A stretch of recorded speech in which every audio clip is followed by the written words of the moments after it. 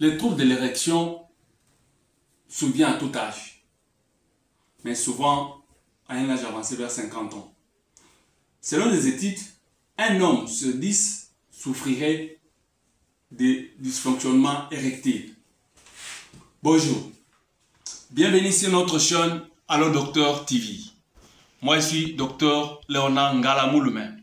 Allo Docteur, c'est une plateforme de consultation en ligne, de consultation à domicile et aussi d'encadrement des étudiants en médecine.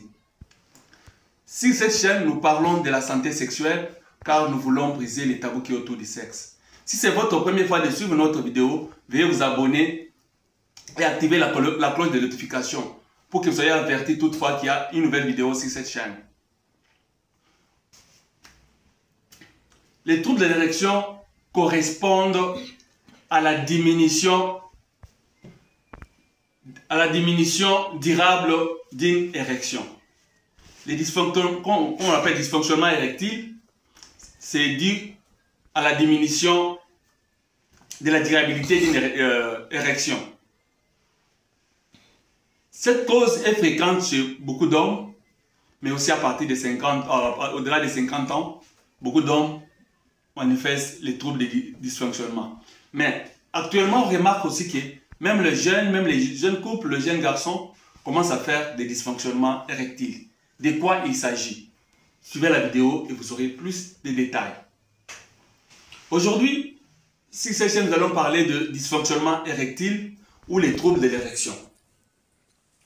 Qu'est-ce qu'un dysfonctionnement érectile ou un trouble d'érection? Le dysfonctionnement érectile est souvent appelé l'impuissance sexuelle chez beaucoup d'hommes. C'est défini comme l'incapacité à tenir une érection longtemps possible pour avoir la possibilité de pénétrer le vagin.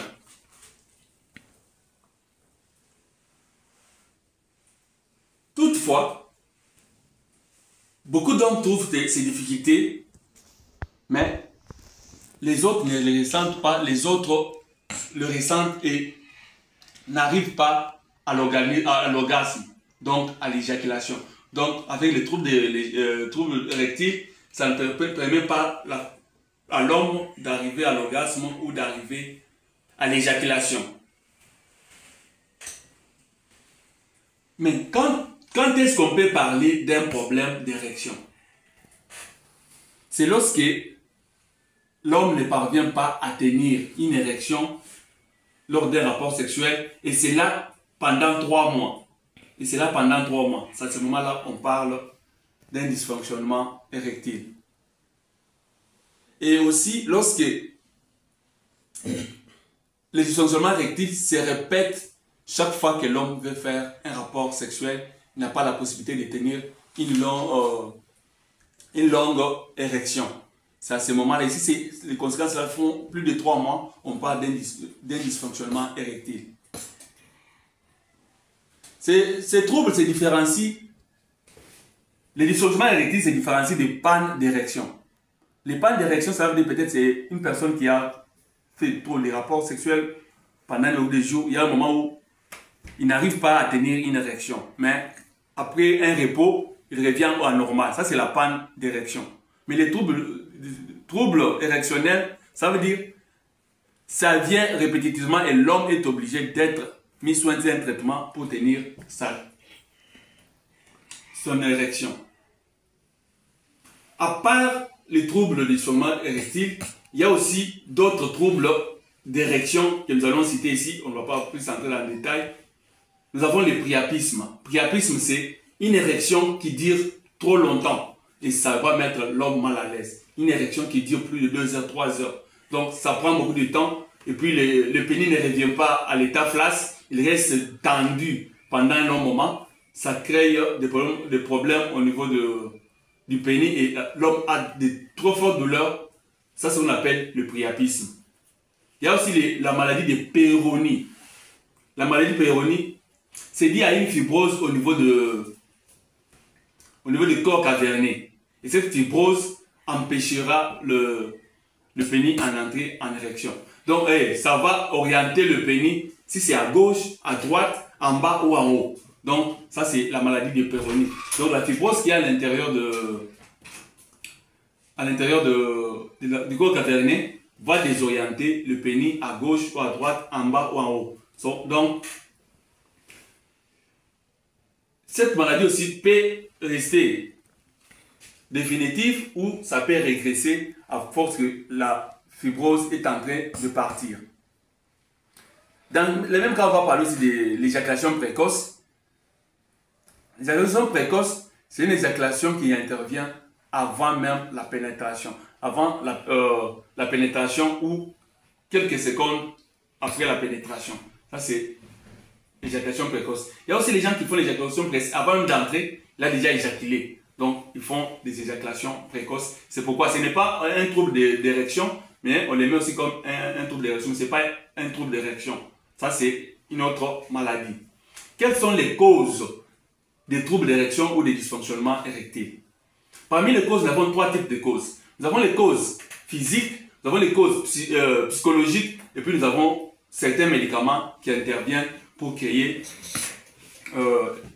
les troubles d'érection.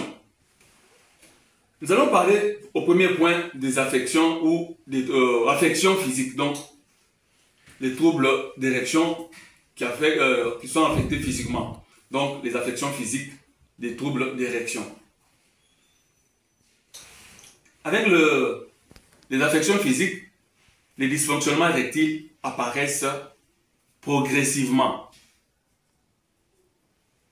Progressivement, c'est comme si l'homme qui atteint aussi l'âge de 50 ans, quand il est jeune, va progresser petit à petit jusqu'à arriver là-bas. L'âge est un facteur très important dans les affections d'origine physique.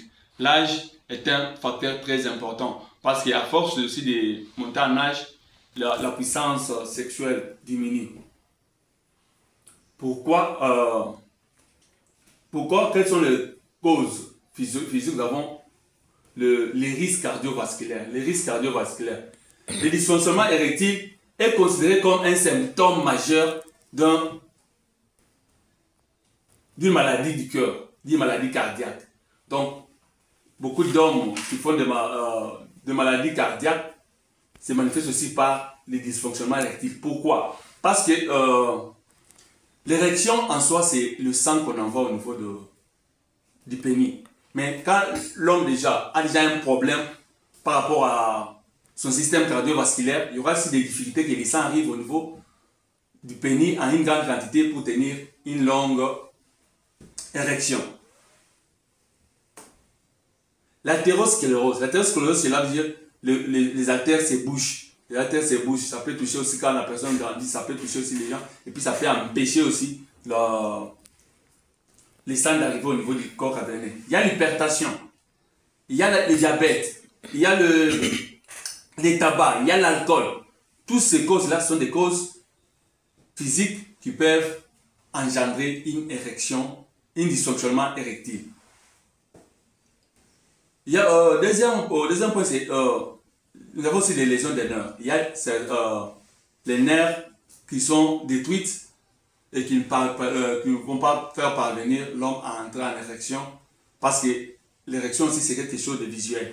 Si déjà sur le plan visuel vous ne pouvez pas faire l'érection, c'est déjà un problème très important pour vous. Ces causes-là qui peuvent toucher les nerfs, on a l'alcoolisme, l'alcool, les tabacs, on a la maladie de Parkinson, la personne qui tremble, là, la sclérose, et aussi on a les traumatismes de la colonne vertébrale. Donc si vous avez connu un traumatisme de la colonne vertébrale, ça peut aussi impacter sur l'érection. Il y a aussi les séquelles de traitement, les traitements que la personne a pris, ça peut entraîner aussi une dysfonctionnement érectile. C'est pas dit peut-être, il y a une chirurgie qui a été faite au niveau de la prostate, ça peut entraîner un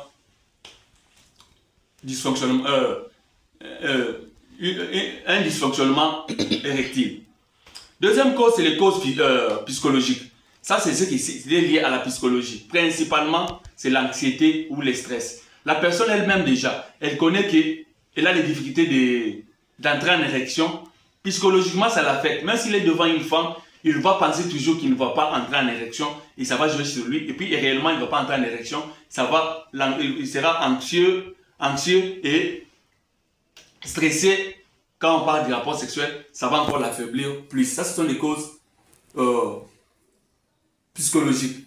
Il y a la dépression. La dépression aussi va agir. Il y a aussi les problèmes relationnels. Si dans votre relation, ça ne passe pas bien, entre vous, les troubles passent entre vous deux dans un couple, ça va impacter aussi sur votre érection.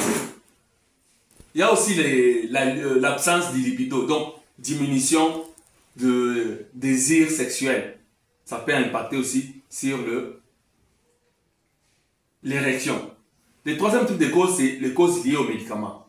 Il y a certains médicaments que les personnes prennent pour certaines maladies qui ont des effets sur l'érection. C'est comme les traitements de l'hypertension. Il y a les traitements de l'hypertension, il y a les bêta-bloquants. Ça aussi des impacts, et les diurétiques ont des impacts aussi sur l'érection. Il y a l'excès de cholestérol. Donc, si vous avez trop de cholestérol, ça peut aussi impacter sur l'érection. Il y a les traitements de l'anxiété ou de la dépression. Beaucoup de traitements qu'on donne pour l'anxiété et pour la dépression vont agir aussi au niveau du pénis et affecter l'érection. Il y a les drogues, les héroïnes, les cocaïnes, les autres drogues là ont aussi les effets sur l'érection.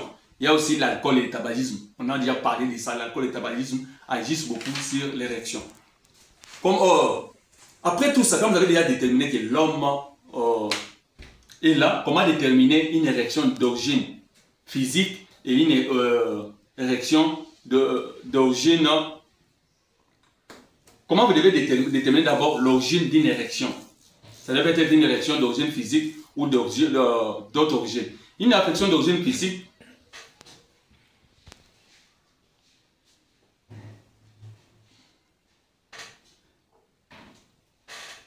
donc dans une affection d'origine physique, l'érection, l'homme ne peut pas encore maintenir une érection